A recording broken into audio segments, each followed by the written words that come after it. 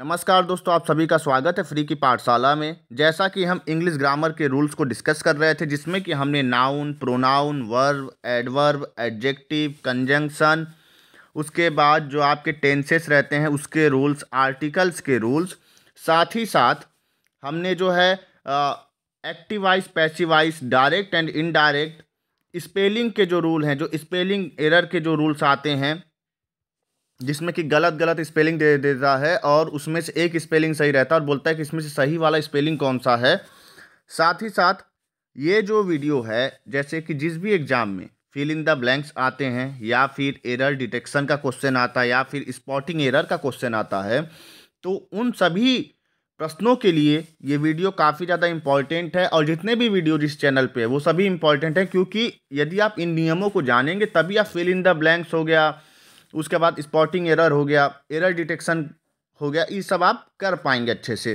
तो ये वीडियो उन सभी परीक्षाओं के लिए, उन सभी एग्जाम्स के लिए इम्पॉर्टेंट है जिसमें कि English as a part of syllabus रहता है। जैसे कि एसएससी सीजीएल हो गया आपका, उसके बाद यूपीएससी सीडीएस हो गया, इलाहाबाद हाई कोर्ट का एग्जाम हो गया, सुप्रीम कोर्ट का, जहाँ पे भी इंग्लिश पूछी जाती है उन सभी परीक्षाओं के लिए ये जो वीडियो रहेगी इम्पॉर्टेंट है।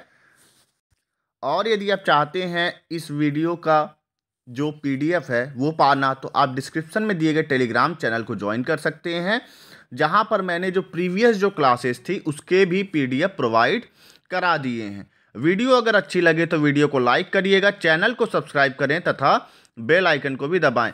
एक और बात, यदि आप चाहते हैं कि मैंने एक ही क्लास लेके आया था जो इंग्लिश के एंटोनिम और सिनोनिम है उसके वर्ड रूट पे, तो आप कमेंट सेक्शन में बताइएगा, मैं उस पर भी क्लासेस लेके आऊँगा, जिससे कि आपको इंग्लिश के एंटोनिम सिनोनिम्स को कम से कम रटने की आवश्यकता होगी। साथ ही साथ वीडियो को पूरा देखिएगा, क्योंकि क्या पता किस टॉपिक से कहाँ किस वाले रूल से प्रश्न बन जाए, भले ही आप उसको 2x पे लगा के देखें। तो चलिए आज की क्लास शुरू करते हैं। तो जो रूल नंबर 1 है वो जो प्रेपोजिशन है, प्रेपोजिशन एक्रॉस, तो इसका यूज हम कब कब करते हैं। तो देखिए, प्रेपोजिशन जो एक्रॉस है उसका कई तरीके से मतलब निकाला जाता है। जैसे कि पहला जो है वो है ऑन द अपोजिट साइड, मतलब कि एक्रॉस का जब हम यूज करेंगे तो विपरीत के लिए या फिर सामने की ओर। My cousin lives across the river, यानी कि मेरा जो कजन है वो कहाँ रहता है, इस नदी के विपरीत दिशा में। ठीक है।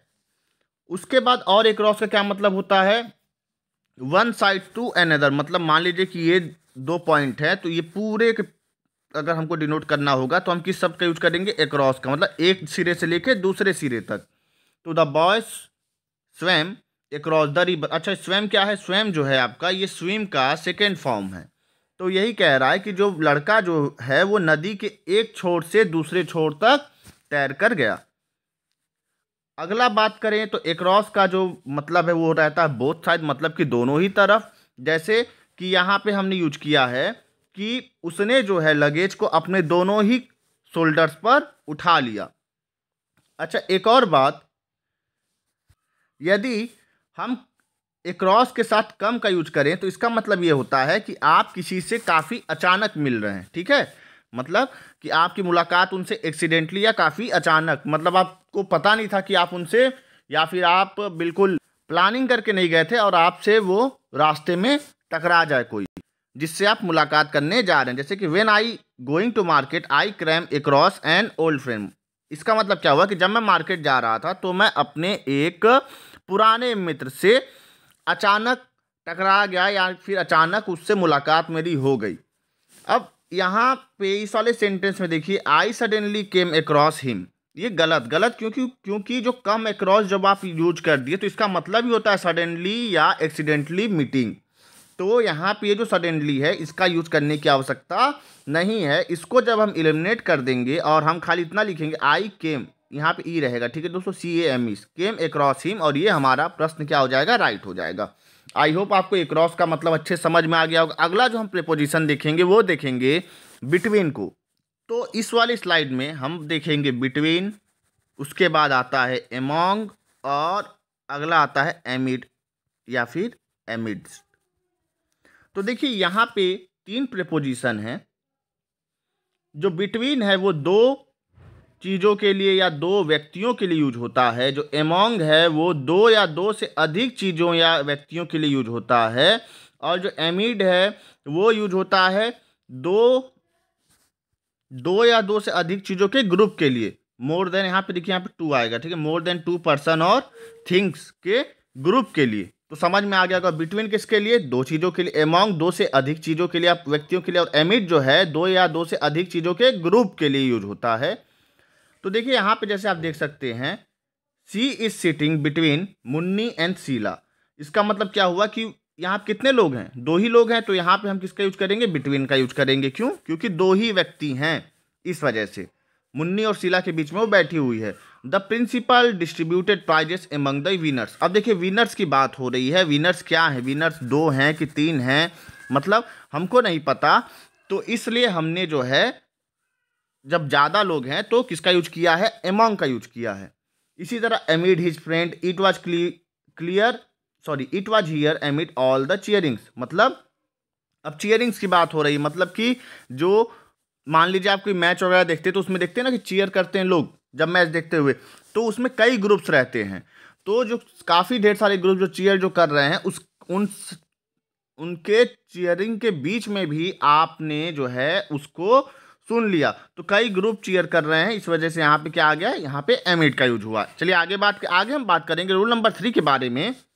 तो देखिए रूल नंबर 3 हमारा ये कहता है कि जो ड्यूरिंग जो शब्द है, ड्यूरिंग किसको डिनोट करता है? ड्यूरेशन को। During the war many people suffered hardship, we go to Darjeeling during summer every year.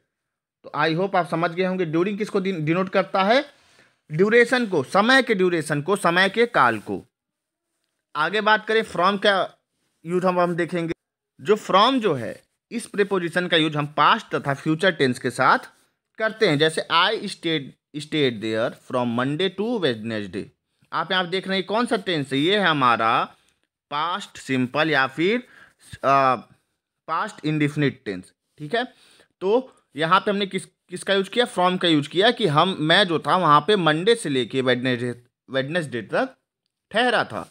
आगे बात करें, ये देखिए फ्यूचर टेंस है, तो I will start my preparation from next Monday. यहाँ पे भी देखिए फ्रॉम का यूज हुआ। तो वही बात है कि पास्ट और फ्यूचर टेंस के साथ किसका यूज होता है? फ्रॉम का यूज होता है, प्रेजेंट के साथ नहीं होगा। आगे बात करें रूल नंबर 5 की, तो देखिए ऑफ क्या डिनोट करता है? एक दो तरीके के ऑफ होते हैं, एक होता है ओ एफ, एक होता है O double F off. I hope आप समझ रहे होंगे। तो इन दोनों के ही अंतर को देखेंगे। इन दोनों का यूज अलग अलग तरीके से किया जाता है। ऑफ डिनोट करता है ओरिजिन या फिर काज को या फिर कारण को, और ये वाला जो ऑफ है ये डिनोट किसको करता है? सेपरेशन को, यानी कि पृथक होने को या फिर अलग होने को। She comes of a rich family. यहाँ देखिए ओरिजिन मतलब वो कहाँ से आया है, तो इसके लिए हमने किसका यूज किया? ऑफ का यूज किया। तो जहाँ पे भी ओरिजिन या काज का यूज होगा वहाँ पे ऑफ का यूज होगा। जहाँ पे सेपरेशन बताना होगा वहाँ पे ओ डबल एफ ऑफ का यूज किया जाएगा। He died of malaria. अब देखिए कारण बता रहा ना, वो कैसे मरा? वो मलेरिया से मरा। तो इस वजह से यहाँ पे कौन सा ऑफ यूज हुआ है? सिंगल एफ वाला ऑफ का यूज किया गया है। A button had come of. इसका मतलब क्या? मान लीजिए कि आपने शर्ट पहना है और आपका बटन टूट जाए, तो उसको डिनोट करने के लिए कि शर्ट से आपका बटन अलग हो गया ना, तो इस वजह से ये जो डबल एफ वाला जो ऑफ है इसका यूज किया गया है। आई होप आप समझ रहे होंगे। आगे बात करें, यहाँ पे देखिए ऑफ यूज हुआ he is of duty today, यानी कि आज वह ड्यूटी नहीं गया है, आज उसने ड्यूटी से छुट्टी ले ली है, यानी कि वो ड्यूटी से क्या हो गया? ड्यूटी से अलग हो गया उसकी जो ड्यूटी है। तो यहाँ पे इस वजह से हमने ओ डबल एफ का यूज किया है। आई होप आप समझ रहे होंगे इन सभी चीज़ों को। आगे बात करें, जब भी हम किसी प्रेपोजिशन का यूज करेंगे, ये हमारा रूल नंबर 6 है, तो उसके बाद ऑब्जेक्टिव केस के प्रोनाउन के यूज करना चाहिए। अब देखिए ऑब्जेक्टिव केस का प्रोनाउन, नॉमिनेटिव केस का प्रोनाउन, इन सभी चीज़ों को मैंने जो प्रोनाउन वाला जो क्लास है उसमें बता रखा है। यदि मैं यहाँ फिर से दोबारा उसको बताने लगूँ तो टाइम ज़्यादा लग जाएगा। यदि आपको उसमें डाउट हो तो आप उस क्लास को जाकर देख लीजिएगा, जो कि आपको इंग्लिश ग्रामर की जो प्लेलिस्ट है चैनल पे, उसमें वो सभी क्लासेस अवेलेबल हैं। तो कहने मतलब ये है कि कभी भी किसी प्रीपोजिशन का अगर हम यूज करते हैं तो ऑब्जेक्टिव केस के प्रोनाउन का यूज करना चाहिए। जैसे कि ही डिपेंड्स ऑन मी, ये ऑन क्या? ऑन मेरा आ गया प्रीपोजिशन, सॉरी ये आई है, हाँ, ही डिपेंड्स ऑन आई। तो ऑन क्या हो गया, ऑन मेरा प्रीपोजिशन हो गया, और ये किस केस का प्रोनाउन है, ये हमारा सब्जेक्टिव केस का प्रोनाउन है आई। तो इसका यूज ना करके हमको किसका यूज करना है, मी का। मी मेरा क्या है, मी मेरा है ऑब्जेक्टिव केस का प्रोनाउन, और ही डिपेंड्स ऑन मी। तो यही मैं बताना चाह रहा हूँ कि जब भी किसी प्रोनाउन का यूज जब भी किसी प्रीपोजिशन का यूज करेंगे तो उसके बाद हमेशा और हमेशा ऑब्जेक्टिव केस के प्रोनाउन का ही यूज करना होता है। चलिए आगे बात करें। ये जो रूल नंबर 7 है हमारा, ये बताता है कि जब भी हम किसी दो शब्द को एंड या और से कनेक्ट करते हैं तो उसके बाद जो प्रीपोजिशन आए उसको क्लियरली मेंशन करना चाहिए कि कौन सा प्रीपोजिशन हमें यूज करना है। एग्जाम्पल के तौर पे आप पहला एग्जाम्पल देखिए, यहाँ पे देखिए हमने सरप्राइज्ड एट और प्लीज्ड विथ, इन दोनों ही शब्दों को एज वेल एज से जोड़ा है।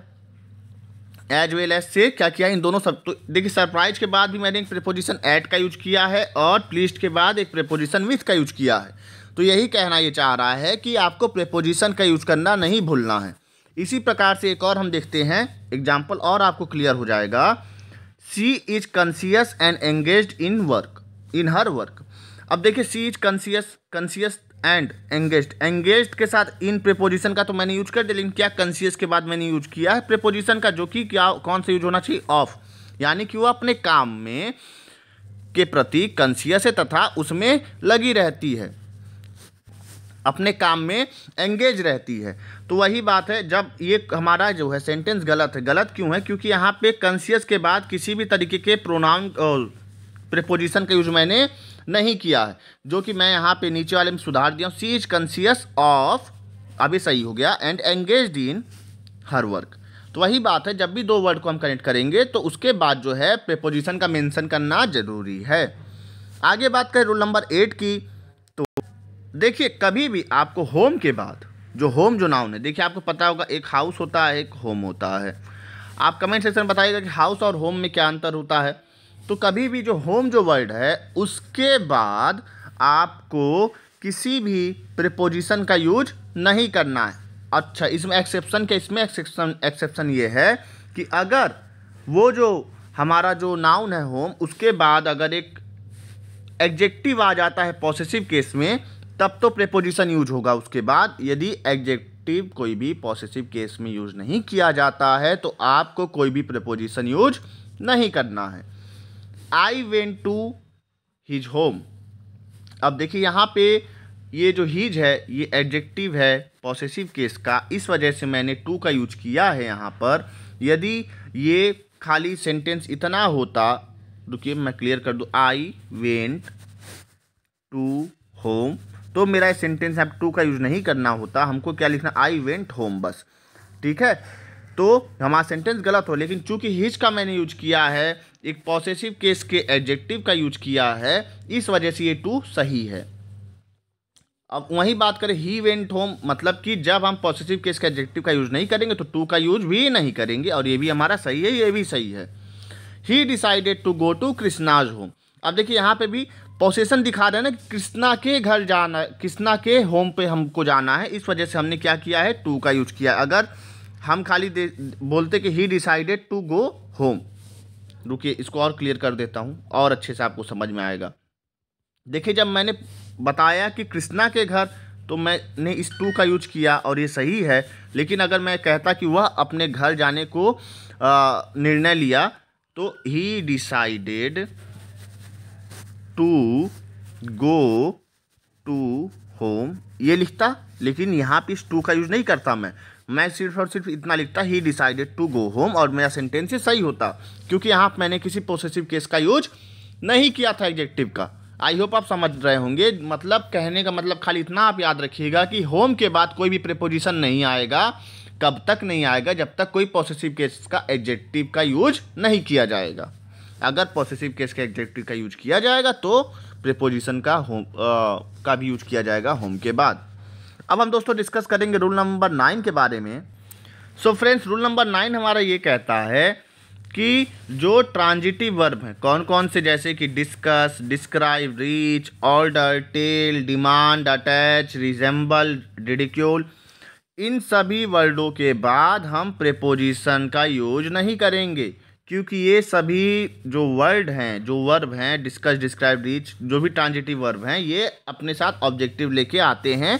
मतलब ऑब्जेक्ट का जो सेंस है इन वर्ड के साथ रहता है। जैसे एग्जाम्पल हम देखेंगे, the poet describes about the beauty of nature. ये गलत है। क्यों गलत है? क्योंकि देखिए डिस्क्राइब्स के बाद हमने क्या यूज किया? अबाउट का यूज किया है। और मैं यही कह रहा हूँ कि जब भी transitive verb discuss, describe, reach, order, tell, demand, attach, resemble, ridicule का यूज करेंगे तो प्रीपोजिशन का यूज हमको नहीं करना है। तो यहाँ पे मैं इस अबाउट को एलिमिनेट कर दूंगा और the poet describes the beauty of nature, और ये हमारा क्या हो जाएगा? सही हो जाएगा।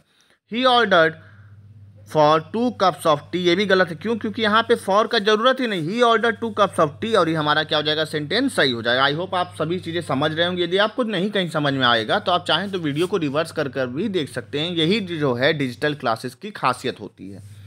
आगे बात करें रूल नंबर 10 की। और यदि आपको कोई डाउट हो तो आप कमेंट सेक्शन में भी पूछ सकते हैं, मैं हर कमेंट का रिप्लाई करता हूँ। तो देखिए यहाँ पे जब भी कोई वर्ब, कौन कौन से वर्ब, जैसे कि say, suggest, propose, speak, explain, reply, complain, talk, listen, write, इन वर्ब्स का यूज अगर हम करते हैं और इसके बाद कोई ऑब्जेक्ट का भी हम यूज करते हैं तो इन सभी वर्बों के बाद क्या, किस प्रीपोजिशन का यूज करना चाहिए? टू प्रीपोजिशन का यूज करना चाहिए हमें। He did not reply me. अब देखिए यहाँ पे ऑब्जेक्ट का यूज किया मैंने मी का, तो ये गलत हो गया। ही डिड नॉट रिप्लाई, और यहाँ पे एक प्रीपोजिशन टू का यूज करूँगा मैं और फिर मी आएगा और ये सही हो जाए। ही नेवर रोट मी। अब देखिए यहाँ पे भी एक प्रीपोजिशन आना चाहिए। क्योंकि यहाँ पे एक ऑब्जेक्ट का यूज किया मैंने मी का, और जब मैं यहाँ पे रोट के बाद टू इंसर्ट कर दूंगा, टू लिख दूंगा, और ये हमारा सेंटेंस क्या हो जाएगा? सही हो जाएगा। इसी प्रकार से he suggested her that she should eat less, ये भी गलत है। क्यों? देखिए यहाँ पे क्या सजेस्ट का यूज हुआ है। अच्छा, सजेस्ट के बाद इतना लंबा चौड़ा ऑब्जेक्ट भी आया है, लेकिन क्या कहीं पे हमने प्रीपोजिशन का यूज किया है सजेस्ट और हर के बीच में? नहीं किया है। इस वजह से हमारा सेंटेंस क्या है? गलत है। और जब मैं ही सजेस्टेड टू, जब इस टू प्रीपोजिशन को मैं डाल दूंगा that she should eat less, तो हमारा सेंटेंस क्या हो जाएगा? सही हो जाएगा। यहाँ पे सजेस्टेड, एक चीज़ है, रुकिए इसको साफ कर दूँ, एक चीज़ गलत है यहाँ पे। ही सजेस्टेड टू, यहाँ पे हर आएगा। ठीक है फ्रेंड्स, यहाँ पे हर आएगा। He suggested to her that she should eat less. चलिए आगे बात करें। यदि आप चाहते हैं इस क्लास की पीडीएफ तो आप कमेंट सेक्शन में, डिस्क्रिप्शन में दिए गए डिस्क्रिप्शन बॉक्स के से जो है, जो टेलीग्राम चैनल का जो लिंक है वहाँ से ज्वाइन कर सकते हैं।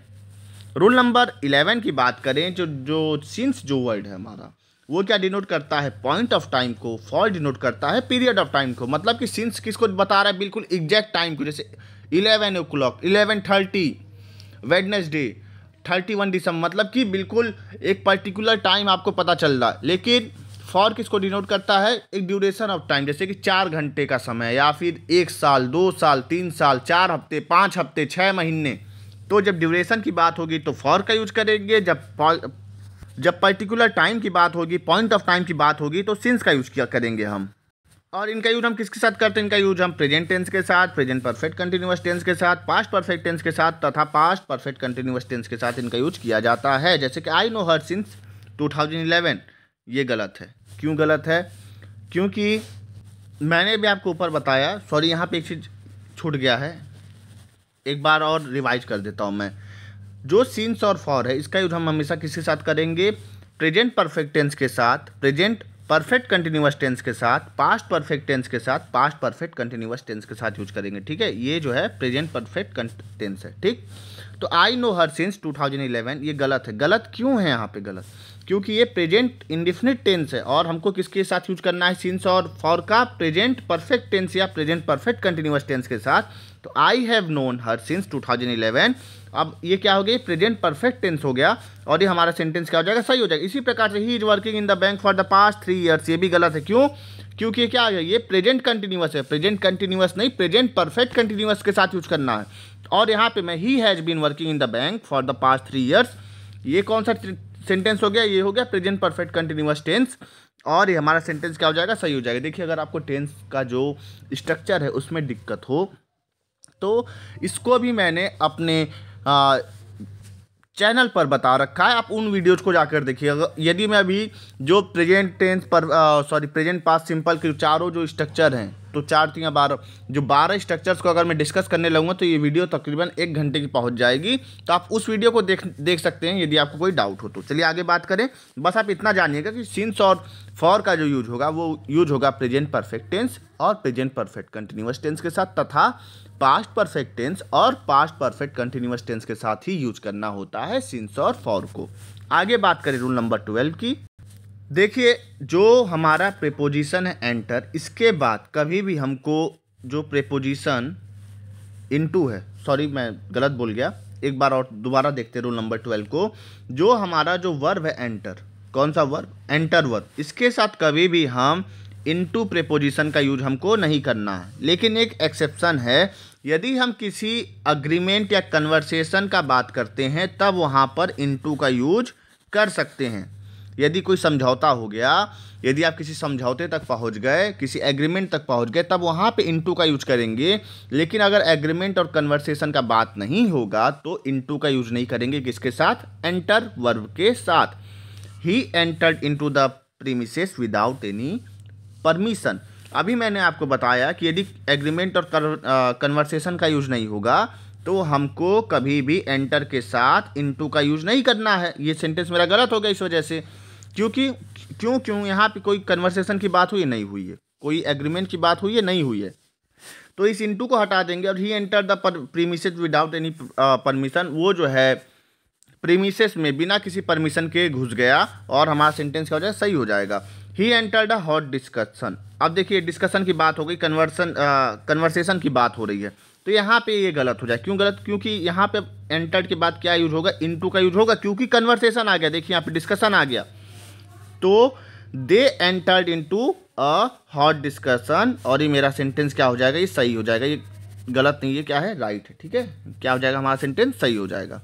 चलिए आगे बात करें। रूल नंबर 13 की बात करें। वेट फॉर और अवेट, इन दोनों का मतलब क्या होता है? एक ही होता है। और डिस्पाइट और इंस्पाइट ऑफ, इन दोनों का ही मतलब एक ही होता है। ठीक है, यानी कि डिस्पाइट के बाद आपको ऑफ का यूज़ नहीं करना है, और अवेट के बाद आपको फॉर का यूज़ नहीं करना। या फिर आप वेट फॉर का यूज करिए, या फिर सिर्फ अवेट का यूज करिए, और इंस्पाइट ऑफ का पूरा यूज करिए, या फिर खाली डिस्पाइट का ही यूज करिए। जैसे एग्जाम्पल के तौर पे, he is awaiting for the reply, ये गलत है। अगर आप इसको he is waiting for the reply, wait का यूज कर किए होते WAIT, तब ये सही होता। क्योंकि आपने अवेटिंग का यूज किया है तो इस फॉर का यूज करने की ज़रूरत नहीं है, और ही इज अवेटिंग द रिप्लाई, ये हमारा सेंटेंस क्या हो जाएगा? सही हो जाएगा। Despite of his hard work he failed in the examination, ये भी गलत है। क्यों? क्योंकि ये डिस्पाइट की जगह आप इंस्पाइट का यूज करते और तब मेरा ये ऑफ आता, तो सेंटेंस जो है सही रहता है। यदि आपने डिस्पाइट का यूज कर दिया है तो इस ऑफ की जरूरत नहीं है। तो despite his hard work he failed in the examination, हमारा सेंटेंस क्या हो जाएगा? सही हो जाएगा। आगे बात करें। इसी तरीके से यदि आप लिखते हैं the book comprises of 5 chapters, ये भी गलत है। इस ऑफ को आप हटा देते और तब द बुक कंप्राइजेस 5 चैप्टर, तो हमारा क्या होता? सही होता। यदि आपने कंप्राइजेस का यूज़ किया तो ऑफ का यूज़ करने की ज़रूरत नहीं है। आप इस प्रकार से भले ही लिख सकते हैं कि the book consist of 5 chapters, तो हमारा सेंटेंस क्या रहेगा? सही रहेगा। और अगर हम यहाँ से इसको ऑफ को हटा देंगे तब भी सेंटेंस क्या रहेगा? सही रहेगा। बस आपको यही चीज़ें समझनी है। ठीक है, चलिए आगे बात करें रूल नंबर 14 की। तो रूल नंबर 14 हमारा ये कहता है कि जो डिस्पोज ऑफ है, देखिए सिंगल एफ वाला ऑफ है, ठीक, OF ऑफ है, ठीक, OFF वाला ऑफ नहीं है। तो डिस्पोज ऑफ का मतलब होता है सेल अवे, यानी कि बेच देना। देखिए जैसे यहाँ पे ही डिस्पोज्ड ऑफ हिज स्कूटर, ये गलत है। गलत क्यों? देखिए यहाँ पे OFF आया है। अब इसका अर्थ ये निकल रहा है कि उसने अपने स्कूटर को क्या किया? उसका एक एक पार्ट अलग कर दिया, ठीक है, डिसमेंटल कर दिया, मतलब कि उसका हेडलाइट अलग कर दिया, पहिया खोल दिया, तो हम इस डिस्पोज्ड ऑफ का यूज होगा। लेकिन अगर बेचने के सेंस में यूज करना है तो सिंगल एफ का यूज करेंगे। ही डिस्पोज्ड ऑफ हिज स्कूटर, यानी कि उसने अपने स्कूटर को क्या किया? बेच दिया, और मेरा सेंटेंस क्या हो जाएगा? सही हो जाएगा। सो फ्रेंड्स, आई होप आपको ये प्रीपोजिशन की जो क्लास थी वो अच्छे से समझ में आई होगी। अब आप इसके बाद कुछ और रूल्स हैं इंग्लिश ग्रामर के, थोड़े ही बचे हुए हैं, मैं उस पर भी वीडियो लेके आऊँगा। तो हद से हद 1 से 2 क्लासेस और आएंगी इंग्लिश ग्रामर के रूल्स पे, और उसके बाद आप देखेंगे कि आपके जितने भी क्वेश्चंस हैं spotting error detection, fill in the blanks के, तो वो सभी प्रश्न आप बड़े आराम से कर लेंगे। तो यदि आपको वीडियो अच्छी लगी हो तो वीडियो को लाइक करिएगा। और देखिए, लाइक करने के लिए और सब्सक्राइब करने के लिए मैं इसलिए कहता हूँ क्योंकि देखिए काफ़ी मेहनत लगती है स्लाइड्स बनाने में, लेक्चर रिकॉर्ड करने में, और यही एक मोटिवेशन रहता है मेरे लिए भी कि मैं आप लोगों के लिए वीडियो बनाऊं। और हाँ, आने वाली वीडियोस जो हैं चैनल पे वो फिगर ऑफ स्पीच पे रहेगी, जो इंग्लिश ग्रामर के जो अलंकार हैं उस पर रहेगी। और इस टॉपिक से भी इलाहाबाद हाई कोर्ट में प्रश्न बने हैं past year previous year papers में, अगर आप देखेंगे तो आज के लिए बस इतना ही। Stay tune.